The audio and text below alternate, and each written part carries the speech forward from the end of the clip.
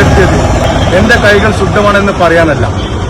ഈ കാണുന്നത് കോട്ടക്കൽ താഴെ ടൗൺ, ഇത് കോട്ടപ്പടി റോഡ്. ഈ കാണുന്നത് കോട്ടക്കൽ നഗരസഭയുടെ കാര്യാലയത്തിന്റെ കവാടം.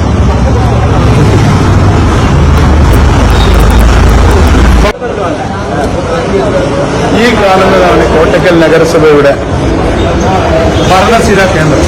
ഇപ്പോൾ ഇവിടെ പറയാനുണ്ടായ സാഹചര്യം, കോട്ടക്കൽ നഗരസഭയിലെ കോട്ടക്കുളം വാർഡ് 28-ലെ ഏതോ ഒരു ഡിവൈഎഫ്ഐക്കാരൻ പറയുന്നത് കേട്ടിരുന്നു, കോട്ടക്കൽ നഗരസഭ ലീഗില്ലാത്തതാണെന്ന്. എന്നാൽ ലീഗാണ് ഇവിടെ ഭരിക്കുന്നത് എന്ന് തെളിയിക്കുകയാണ്. ഈ ഇരിക്കുന്നത് കോട്ടക്കൽ നഗരസഭയുടെ ചെയർപേഴ്സൺ ഡോക്ടർ അനീഷ.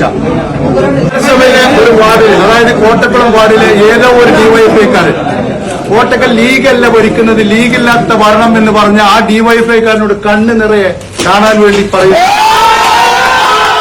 മാത്രവുമല്ല, നിങ്ങളെ കൂട്ടത്തിൽ 2 എണ്ണത്തിന് അടർത്തിയെടുത്ത്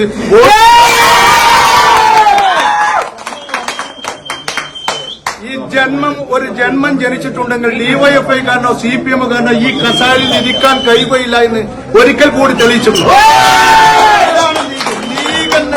ലീഗിനെ പഠിക്കണം, ആദ്യം ലീഗിന്റെ പഠനം മനസ്സിലാക്കണം, അല്ലാതെ വെറുതെ അഭിപ്രായം പറയുകയല്ല വേണ്ടത്. പിന്നെ